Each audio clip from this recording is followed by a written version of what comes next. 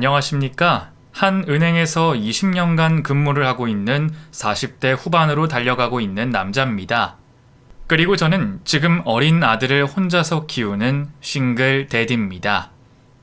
아들을 엄마 없이 아빠인 제가 혼자 키우기로 결심을 하고 나서부터 저는 재혼 같은 건 꿈도 꾸지 않으리라 다짐했습니다. 앞으로 저에게 아내 같은 건 필요 없다고 생각을 했고 아들 하나쯤이야 저 혼자서 잘 키울 수 있을 거라고 자신했기 때문이었죠. 하지만 요즘은 그것은 자신감이 아니라 저의 자만일지도 모르겠다는 생각이 듭니다. 아들이 말을 하면서부터 엄마를 찾기 시작하더라고요. 친구들이 아빠 이야기보다 엄마 이야기를 더 많이 하고 어린이집과 유치원에도 아빠보다는 엄마들이 더 많이 찾아오니 아들이 자기 엄마는 어디 있는 거냐며 제게 물었던 적이 있었습니다. 그땐 너무 놀라서 뭐라 대답해야 할지 몰라 대충 하늘나라에 갔다고 설명을 해두긴 했는데 이게 맞는 건가 싶습니다. 그런 생각이 꼬리에 꼬리를 물다 저에게 고민이 하나 생겼습니다. 바로 재혼에 대한 고민이죠. 이혼을 할 때 재혼을 하지 않으리라 다짐했지만 아들을 봐서라도 재혼을 해야 되는 건가 고민이 되어 제 고민에 대한 해답을 제3자인 여러분들에게 듣고자 사연을 보내봅니다. 여러분들이 제 사연을 한번 들어보시고 제 상황에서 재혼을 하는 게 맞는지 그냥 지금처럼 사는 게 맞는지 조언 좀 부탁드리겠습니다. 저는 대학을 졸업하자마자 바로 메이저 은행에 취직을 했습니다. 돈을 만지는 일을 하면서 돈을 크게 벌 생각으로 은행으로 들어온 것이죠. 10년 차가 넘어가고 나서 연차가 쌓이고 회사에서 실력을 인정받게 된 제가 VIP 고객을 전담하는 일을 맡게 됐을 때 아내를 처음 만났습니다. 저한테 갑자기 큰돈이 생겼는데 이걸 어떻게 해야 되나 싶어서 은행 창구로 갔더니 여기로 가보라고 하더라고요. VIP실이면 저한테 은행에서 대접받을 수 있는 만큼의 돈이 있다는 거죠? 고객님이 가지고 계신 보유 자금이 아무래도 적지 않은 금액이라 그 직원이 그렇게 판단한 것 같습니다. 일단 제가 상품 여러 가지를 추천해 드릴 테니까 설명 들어보시고 괜찮다 싶으신 걸로 고르시면 될 것 같습니다. 저는 그런 거 잘 모르니까 그쪽이 제일 괜찮은 걸로 하나 추천해 주세요. 보니까 여기서 꽤나 직급도 높아 보이시는데 제가 믿고 맡겨도 될 것 같네요. 아내의 첫인상은 사실 조금 멍청해 보이기도 했고 깍쟁이 같아 보였습니다. 그래도 저의 소중한 고객이니 웃음을 잃지 않고 정성을 다해 모셨더니 아내가 저에게 명함을 요구했습니다. 그쪽 명함 한 장 주시겠어요? 도움 필요할 때 연락 좀 드릴게요. 그렇게 해도 괜찮죠? 물론이죠. 궁금하신 거나 필요하신 거 있으시면 언제든지 연락 주세요. 정성을 다해 모시도록 하겠습니다. 저한테 그렇게까지 딱딱하게 굴 필요 없어요. 저랑 나이도 비슷해 보이는데 편하게 대해주세요. 그래야 저도 여기 자주 들리죠. 아내에게 제 명함을 건네면서 저는 속으로 제발 개인적으로 연락을 하지 말아달라고 빌고 또 빌었습니다. 아내가 딱히 마음에 들지 않았던 것도 있었지만 고객과 사적으로 엮이고 싶지 않은 마음이 컸기 때문이었죠. 하지만 아내는 기어코 사적으로 저에게 연락을 줬습니다. 동영씨, 저 윤쌤이에요. 기억하죠? 얼마 전에 은행 VIP실에서 봤었잖아요. 다름이 아니라 이번 주말에 혹시 시간 되나 싶어서 연락드렸어요. 주말에 시간이 되기는 하는데 무슨 일 때문에 그러실까요? 적금 상품에 대해서 궁금하신 게 있으신가요? 뭐 그런 것도 있고 괜히 드릴 말이 있으니까 제가 보내드리는 주소로 좀 와주세요. 제가 맛있는 식사 대접해 드릴게요.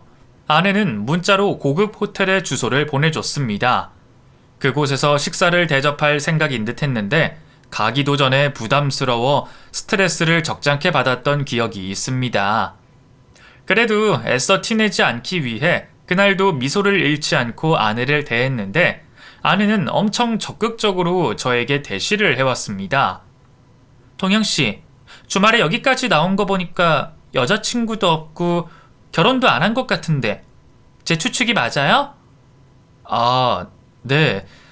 저 여자친구도 없고 아직 미혼입니다. 제가 여자한테 크게 흥미가 없어서 그런지 오랜 시간 혼자로 지내고 있네요. 그래요? 여자한테 왜 흥미가 없지? 내가 여자한테 흥미가 생기도록 해드릴까요? 저는 그럴 자신 있는데. 아내가 너무 적극적이다 보니 아내와 이야기하면서 얼굴이 붉어진 적이 한두 번이 아니었습니다. 처음에 뭐 이런 여자가 다 있나 싶었는데 나중엔 이런 여자도 매력적으로 느껴질 수 있구나라는 생각을 했습니다. 오늘은 제가 동명씨 부른 거니까 여기서 식사한 건 제가 내도록 할게요. 동영씨, 다음 주 화요일에 퇴근하고 뭐해요? 나랑 같이 저녁 먹지 않을래요? 그럼 그때 제가 오늘 식사 대접 받은 거 보답하는 의미로 저녁 사드리겠습니다. 그날 어디서 뵐지 제가 집 가서 찾아볼게요. 아니요. 제가 먼저 데이트 신청하는 거니까 동영씨는 그냥 제가 오라고 하는 대로 오기만 하면 돼요. 동영씨도 알겠지만 저 좀 능력 있는 여자잖아요? 아내는 저와 데이트를 하면서 데이트 비용으로 많은 돈을 썼습니다. 제가 여자한테 돈을 아끼는 편이 아닌데도 불구하고 아내와 만나면서는 제 돈을 쓸 일이 없었습니다. 세미씨, 이번에는 진짜 제가 내게 해줘요. 매번 얻어먹기만 해서 제가 정말 마음이 불편하기도 하고 죄송해서 그래요. 그럼 동영씨도 저한테 데이트 신청하면 되잖아요. 동영씨가 저한테 먼저 데이트 신청해서 만나게 된 날은 제가 안 낼게요. 그럼 되는 거 아닌가요? 그렇게 아내와 저는 일주일에 두세 번씩은 꼭 만나 데이트를 했습니다. 그러다 보니 자연스럽게 연인이 되더군요.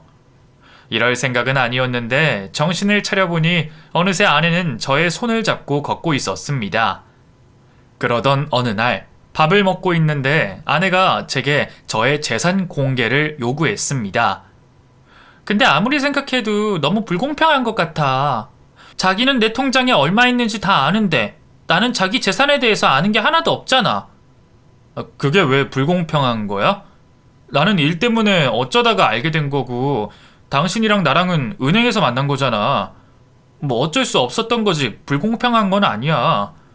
그래도 불공평하다고 생각해. 나도 지금 자기 재산이 얼마나 있는지 그리고 연봉은 얼만지 알고 싶어.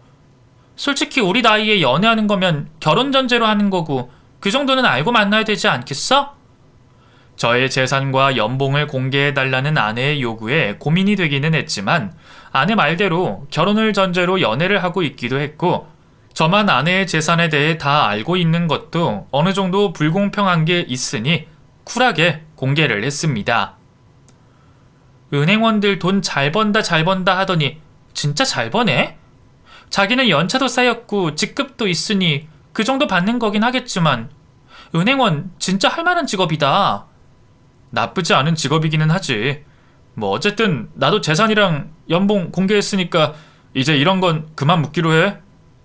미소 짓는 아내를 보니 저의 재산의 규모와 제 연봉이 꽤나 마음이 드는 듯 했습니다. 남들이 보면 아내를 속물같이 볼 수 있겠지만 제가 돈과 관련된 일을 해서 그런지 제 눈엔 그런 반응이 나빠 보이지만은 않았습니다.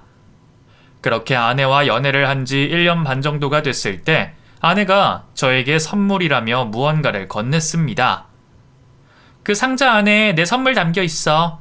당신이 지금까지 한 번도 가져본 적 없고 돈으로 살 수 없는 아주 귀한 선물이니까 기대해도 돼. 오늘 무슨 날도 아닌데 갑자기 무슨 선물을 준비했어? 오늘 무슨 날이야? 아님 자기 개라도 탔어? 에이, 그만 말하고 얼른 열어보라니까.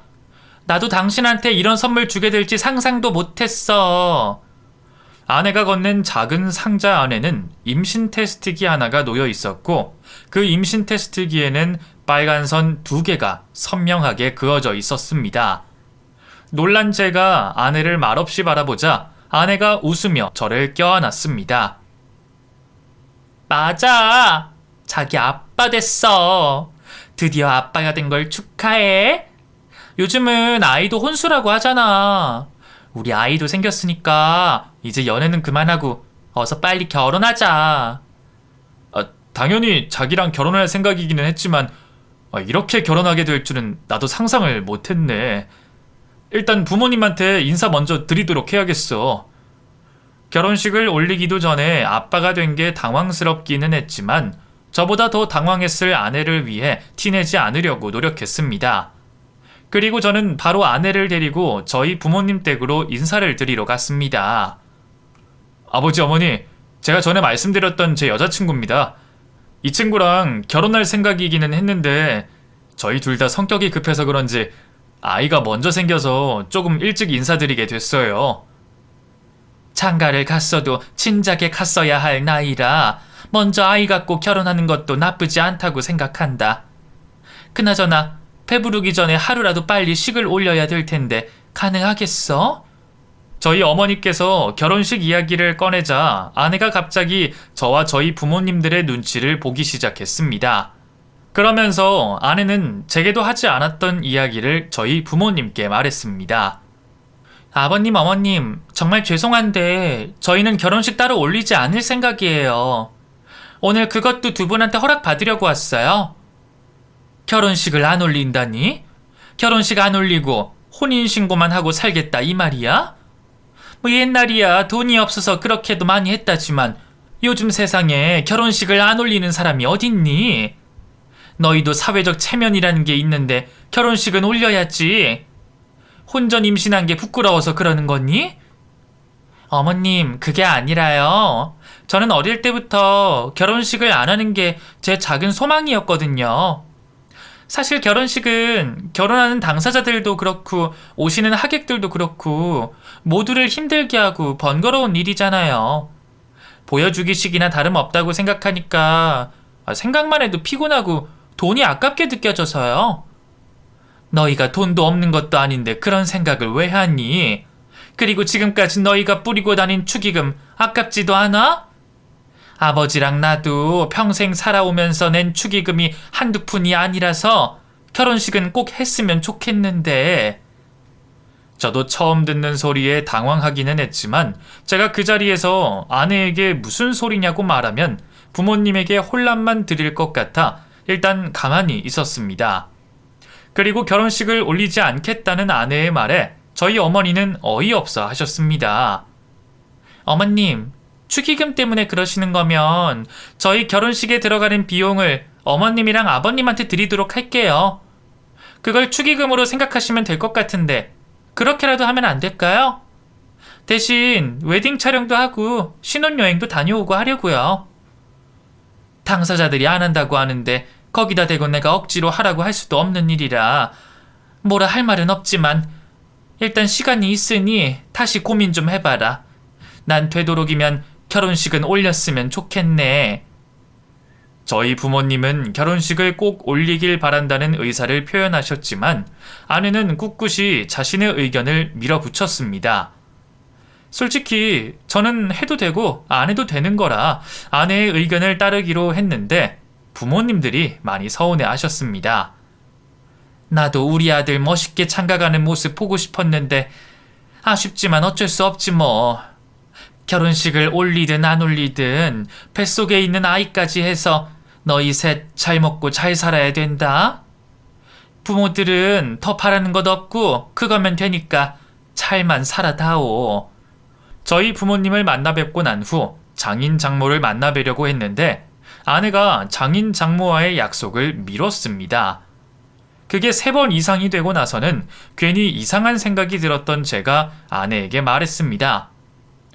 장인어른이랑 장모님은 내가 마음에 안 드시는 거야? 그래서 계속 이렇게 약속을 미루시고 나 안 보시려고 하는 건가? 그런 거라면 솔직하게 말해줘. 절대 그런 거 아니고 마침 타이밍이 계속 어긋나서 그러는 거야. 내가 이번 주 주말에는 꼭 모시고 올 테니까 그런 걱정하지 마. 그렇게 겨우 만나게 된 장인과 장모는 제 예상대로 저를 딱히 마음에 들어하지 않는 눈치셨습니다. 저에게 궁금한 게 없으신지 질문도 하지 않으셨고 제 물음에도 길게 대답하지 않으셨으며 눈도 마주치지 않으려고 하셨죠. 그러다 식사를 다 마칠 때쯤 장모가 입을 열었습니다. 김서방, 내가 자네한테 할 말이 하나 있는데 기분 나쁘게 듣지도 말고 서운하게 듣지도 말고 오해하지 않고 들어줬으면 하네. 네, 걱정하지 마시고 하실 말씀 있으시면 다 해주세요, 장모님. 상견례 말이야. 그거 안 하면 안 될까? 어차피 결혼식도 안 올리는 마당에 그런 걸 해서 뭐 하나 싶어. 솔직히 사돈들이랑 이웃처럼 매일 보고 지낼 것도 아니잖아. 그리고 애 낳거나 하면 그때 인사드리면 되니까 그렇게 하는 게 어때? 아내와 합의가 된 내용이 아닌지 아내가 당황해하며 수습하려 했습니다. 아니, 엄마, 나한테 미리 말을 하지 그랬어. 그러면 내가 어머님이랑 아버님한테 직접 말했을 텐데. 엄마 의견이 그렇다면 어쩔 수 없으니까 그렇게 하도록 하자. 자기야, 우리 엄마 말대로 그렇게 해도 괜찮겠지? 당연하지. 뭐 정식적으로 상견례 날짜를 따로 잡아서 인사드리지 말고 그 다음에 자연스럽게 만나게 되면 그때 인사드리는 걸로 할게요, 장모님. 상견례도 하지 않겠다는 장모의 말에 솔직히 많이 언짢기는 했지만 이것 또한 저희가 강요할 수 없는 일이라 생각했습니다. 그리고 바로 몇 주 뒤 추석이 다가와 아내에게 처가에 들리자고 했더니 아내가 기겁을 하며 손사래를 쳤습니다. 아니야, 굳이 엄마 집까지 갈 필요 없고 우리 그냥 당신 집으로 바로 가자. 엄마랑 아빠도 우리 안 와도 된다고 하셨거든. 자기 친정 어디라고 했었지? 경기도라고 하지 않았어? 아무리 그래도 결혼하기로 하고 첫 명절인데 처가도 들리는 게 맞지. 우리 집 저기 그 동탄 신도시 알지? 거긴데 여기랑 가까우니까 차라리 그냥 엄마랑 아빠 보고 우리 집으로 오라고 할게. 그렇게 하면 되겠지? 아내는 기어코 명절날 장인 장모를 자신의 집으로 불러들였습니다. 자식들이 집으로 먼저 찾아가는 게 도리라 생각했는데 아내는 제 말을 듣지도 않았습니다. 아내 집에 도착한 장모는 짐을 내려놓으시며 이렇게 말했습니다. 서울까지 오는 게 일이다 일. 버스 타고 기차 타고 몇 번이나 갈아타야 되는 거야. 장모님, 오시느라 고생 많으셨죠?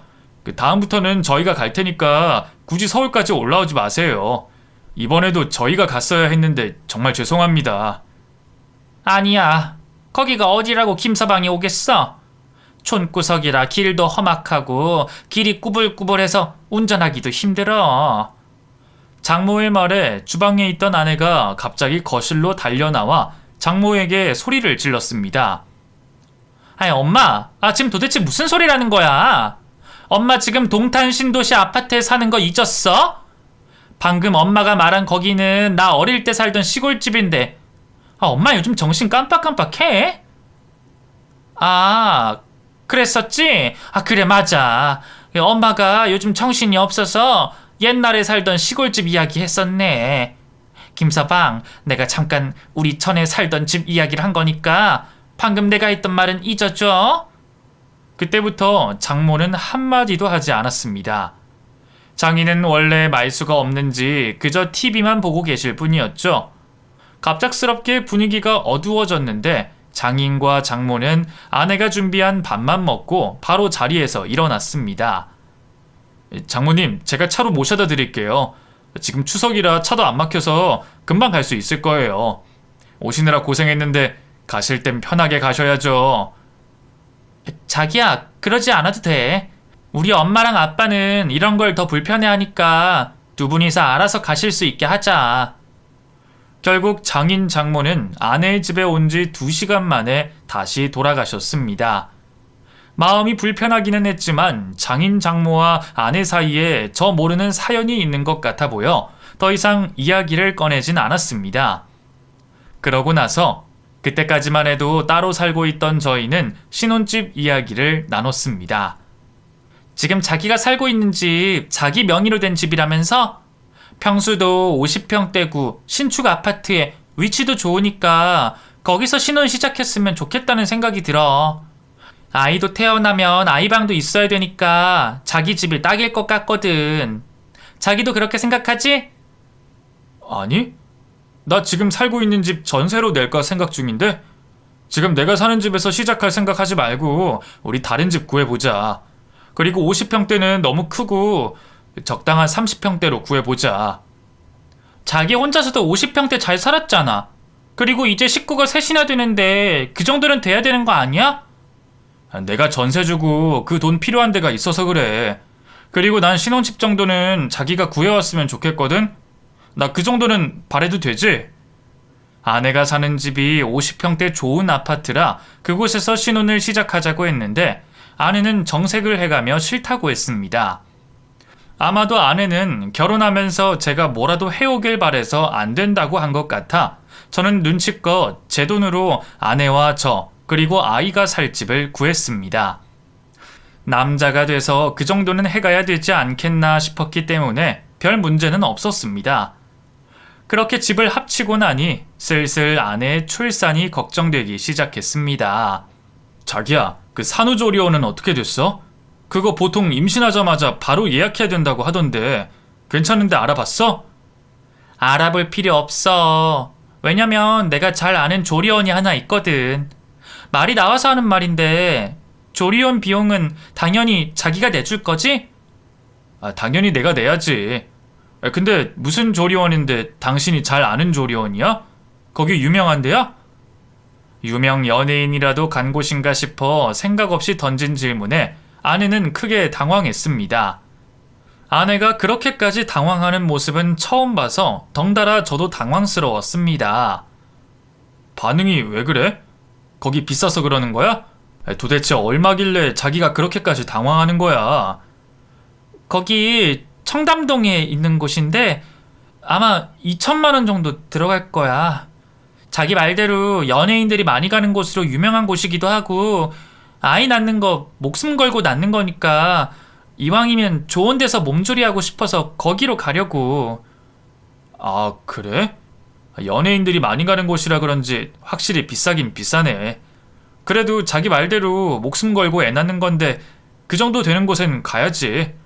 결제는 내가 하도록 할게. 솔직히 2천만 원이라는 숫자를 듣고 숨 넘어갈 정도로 놀라긴 했지만 체면이 있으니 태어난 척 말했습니다. 그리고 돈이라는 게 이럴 때 돈 쓰려고 많이 버는 건데 아까워해서 뭐 하나 싶었죠. 그렇게 저희는 출산 준비를 하나 둘씩 해나갔는데 아내는 마치 한 번 애를 낳아본 사람인 마냥 출산 준비를 척척 해나갔습니다. 자기 내가 서점에서 사온 출산 관련 책 뜯지도 않았네? 자기 애 한 번 낳아본 거 아니야? 왜 이렇게 출산 준비가 능숙해? 누가 보면 애 셋 엄마라도 되는 줄 알겠어. 그런 책 굳이 안 읽어도 돼.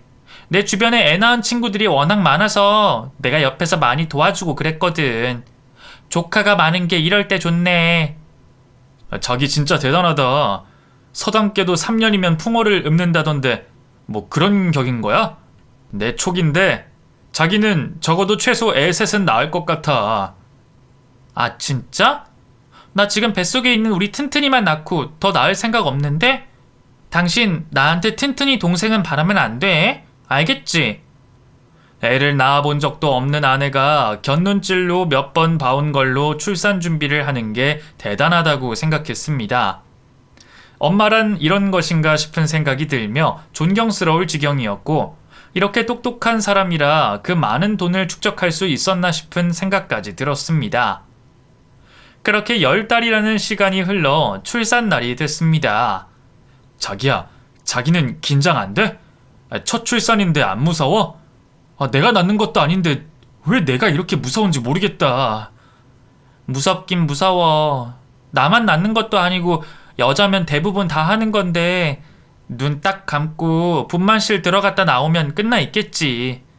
자기 너무 무서워하지 마. 자기가 무서워하면 나도 같이 불안해지잖아. 아내는 말은 불안하다면서 태연하게 누워서 핸드폰만 만졌습니다. 자궁이 다 열려서 이제 아이를 낳으러 가야 된다고 하고 아내가 분만실로 들어갔는데 정말 1시간도 안 돼서 아내가 멀쩡한 모습으로 분만실에서 나왔습니다. 제가 아내를 너무 고생시킨 것 같아 눈물을 흘리며 아내의 손을 잡자 아내가 크게 웃었습니다. 자기야, 왜 울고 그래? 나 진짜 하나도 안 힘들게 애 낳았어.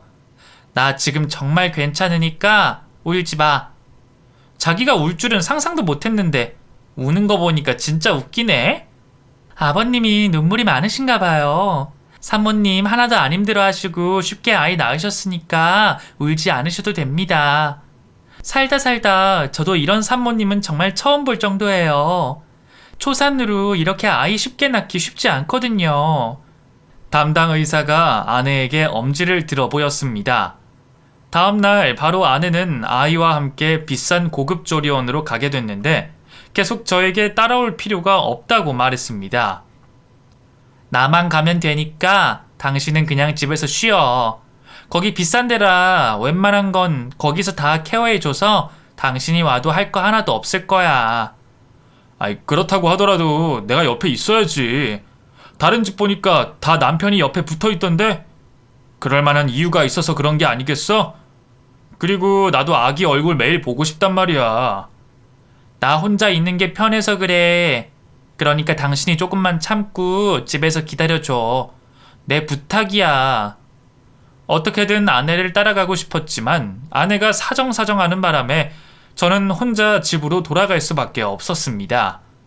아내가 부모님들도 모시고 오지 말라고 해서 아무도 산후조리원 근처에 가지도 못하고 있었는데 일주일 정도 지나니 제가 너무 참을 수 없어 아내에게 사정했습니다. 자기야, 나 오늘 잠깐만 가서 자기랑 아기 얼굴 보고 와도 될까? 나 튼튼이 너무 보고 싶어서 그래. 야, 한 번만 허락해 주라. 아유, 알겠어. 그 부성애를 어떻게 말리겠어? 그럼 잠깐만 와서 아기 보고 바로 가기다. 저는 설레는 마음을 안고 아내와 아기가 기다리는 조리원을 향했습니다. 아내가 지내는 방으로 들어갔더니 아내는 잠깐 뭘 하러 갔는지 보이지 않더군요. 그리고 아내가 지내고 있는 조리원은 비싼 만큼 돈값을 했습니다. 조리원임에도 불구하고 서울 고급 호텔 스위트룸만큼이나 좋았습니다. 혼자 한참을 구경하다 화장실에 들어갔는데 방 안으로 누군가 들어오는 소리가 들렸고 이어 그들의 대화 내용 소리가 선명하게 들렸습니다. 선생님, 여기 산모 이번에도 다른 남자랑 온 거 알아요? 남편 바뀐 게 이번이 3번째예요. 이 산모도 진짜 대단하죠? 여기 산모 예약 걸자마자 예약실도 난리 났었잖아. 내가 볼 땐 이번에도 남편 바뀌어서 자기도 부끄러운 거 알고 남편 안 데리고 온 것 같은데 저 여자 전 남편 또 죽은 거지? 그치? 소문으로는 그렇다고 하던데 그래서 저 여기 산모 볼 때마다 온몸에 소름 돋잖아요. 지금 남편이 어떤 사람인지는 몰라도 진짜 불쌍하네요. 경악스러운 대화 내용에 저는 참지 못하고 화장실 밖으로 나갔습니다. 그리고 눈앞에 보이는 2명의 간호사 중 1명의 멱살을 붙잡고 이성을 잃은 채 물었습니다. 당신들 지금 나눈 대화 내용 그게 다 무슨 소리야? 당신들 입 함부로 놀린 대가로 방금 나눴던 이야기 나한테 사실대로 다 풀어야 될 거야. 일단 이거부터 좀 놔주세요. 그리고 누구신데 그러세요? 설마 여기 산모 남편분이라도 되시는 거예요? 남편이 아닌 남자가 여기 왜 있겠어?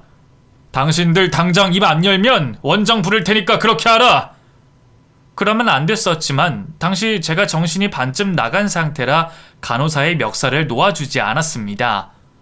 제가 간호사의 멱살을 잡고 추궁하자 옆에 서 있던 간호사가 저를 말리며 진실을 폭로했습니다.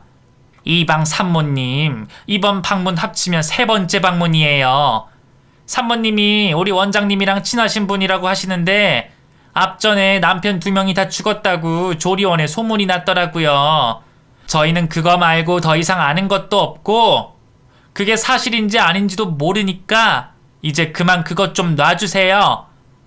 저는 간호사들을 보내고 방에서 아내를 기다리다 아내가 들어오자마자 숨 돌릴 틈도 주지 않고 물었습니다. 당신 여기 3번째 방문이라고 하던데 그게 무슨 소리야? 그리고 당신 남편 2명이나 죽었다던데 그게 사실이야? 도대체 이게 다 무슨 소린데 조리원에 그딴 소문이 퍼져? 당신 그 이야기를 어디서 들었어?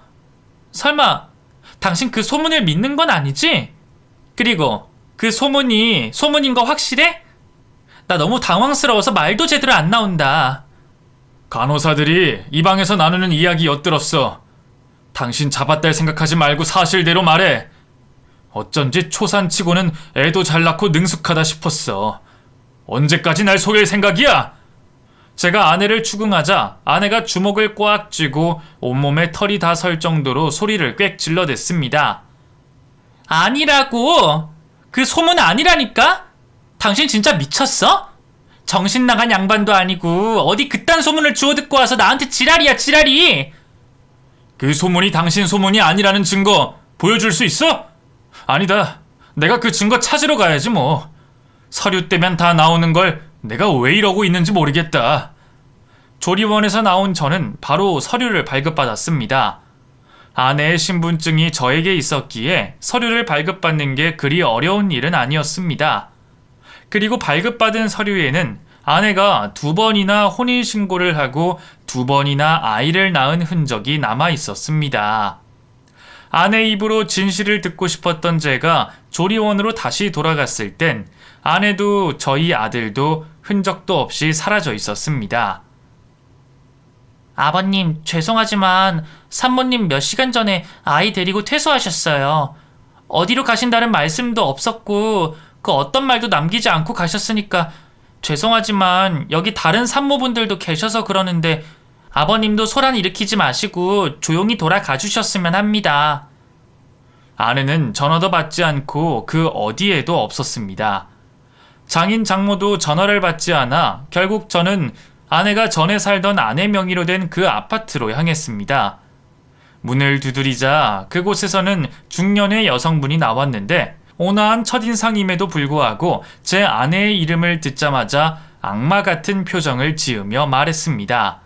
그년을 왜 여기서 찾아요? 당신 걔랑 무슨 관계인데 여기까지 쫓아온 거예요?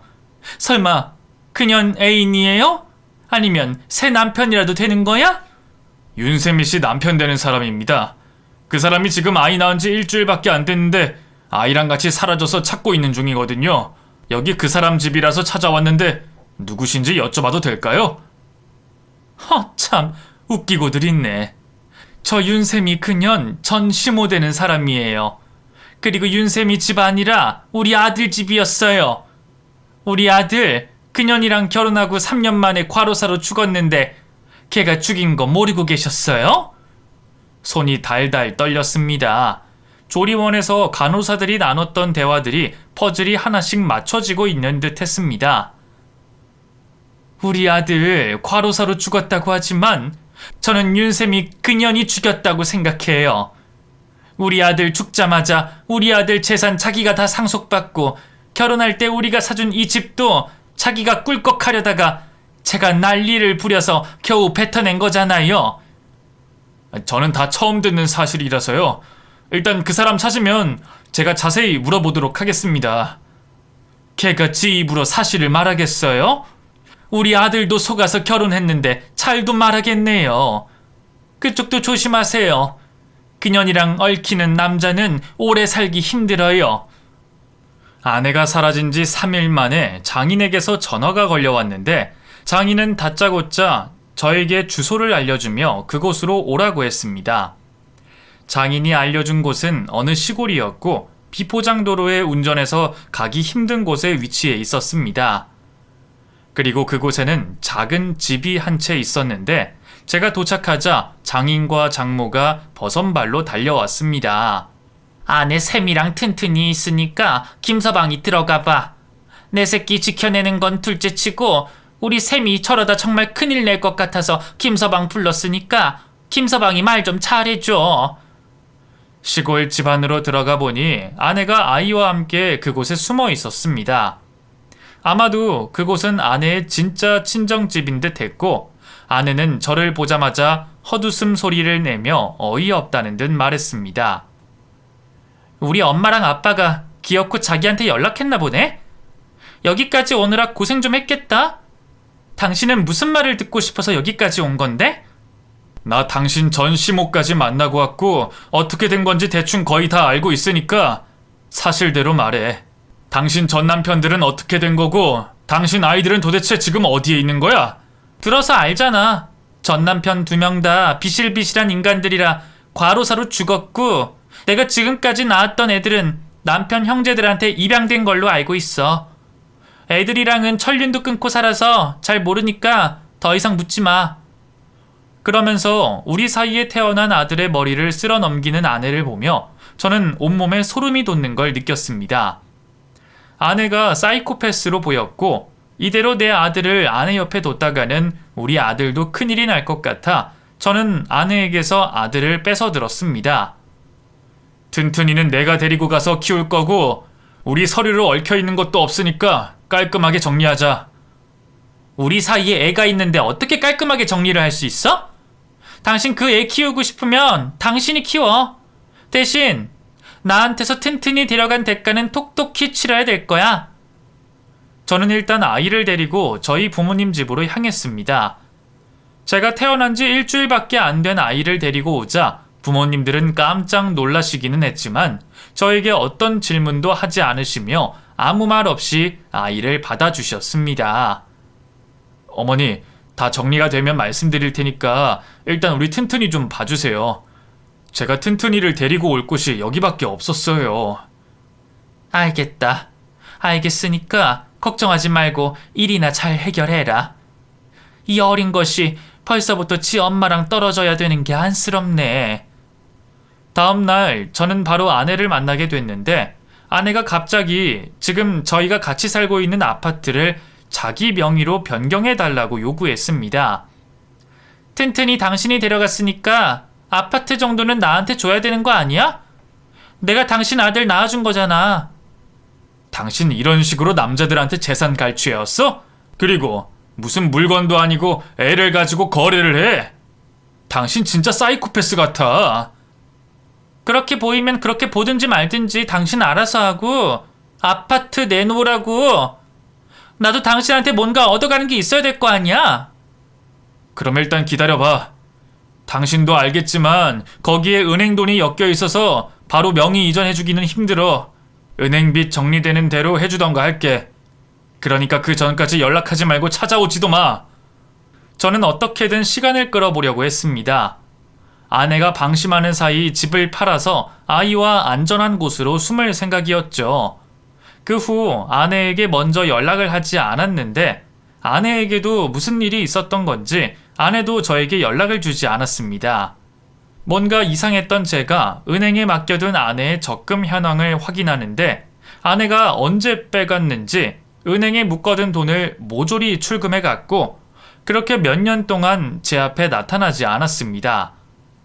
이대로 영원히 저와 제 아들 앞에 나타나지 않길 기도했는데 몇 달 전 아내가 은행으로 찾아왔습니다. 아주 수상한 모습을 하고서 말이죠. 그동안 어떻게 지냈어? 우리 튼튼이는 잘 크고 있어?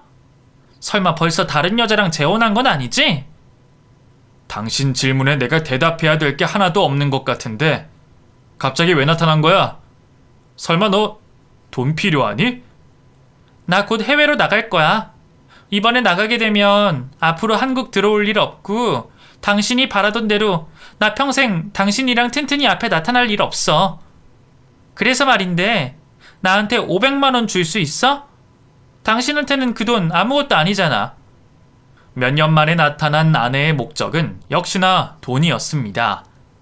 당장이라도 내쫓고 싶었지만 그럴 수 없었던 제가 아내에게 잠시만 기다리라고 했습니다. 밖에서 돈 뽑아올 테니까 일단 여기서 기다리고 있어. 금방 올게. 아내를 사무실 안에 두고 나온 저는 바로 112에 전화를 걸었습니다.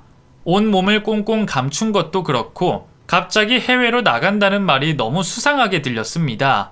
다행히 경찰이 10분 만에 출동해 아내를 잡아갔는데 역시나 아내는 수배가 떨어진 상태였고 알고 보니 아내를 수상하게 여긴 보험회사가 경찰에 아내를 신고해서 아내는 경찰을 피해 도망다니던 중이었던 것이었습니다. 아내는 그렇게 경찰에 잡혀가 구치소로 들어가게 됐는데 저에게 면회를 와주면 안 되겠냐며 계속 부탁을 하고 있는 상황입니다. 하지만 저는 그 부탁을 철저히 무시하고 있고 앞으로도 그럴 생각입니다. 그리고 아이가 조금 더 크게 되면 저는 아이를 데리고 외국으로 이민 갈 생각입니다. 단순히 아내가 아들 앞에 나타나는 게 문제라 이민을 결정한 게 아니고 아들에게 그런 범죄자 엄마가 있다는 걸 평생 숨기고 싶기 때문에 내린 결정이랍니다. 부디 아들이 이런 제 마음을 헤아려 줘야 될 텐데 아들이 저를 이해해 줄지 모르겠습니다. 왜 나는 엄마가 없냐, 왜 엄마 사랑도 못 받고 자라게 만들었냐고 원망하면 어쩌나 벌써부터 걱정이고 마음이 아려옵니다. 제가 이런 기가 막힌 과정을 겪고 혼자서 아들을 키우고 있는데 재혼을 생각하는 게 옳은 일일까요? 사실 저는 또 이런 일이 일어날까 무섭기만 합니다. 저는 정말 여러분들의 조언이 필요합니다. 저 좀 도와주십시오.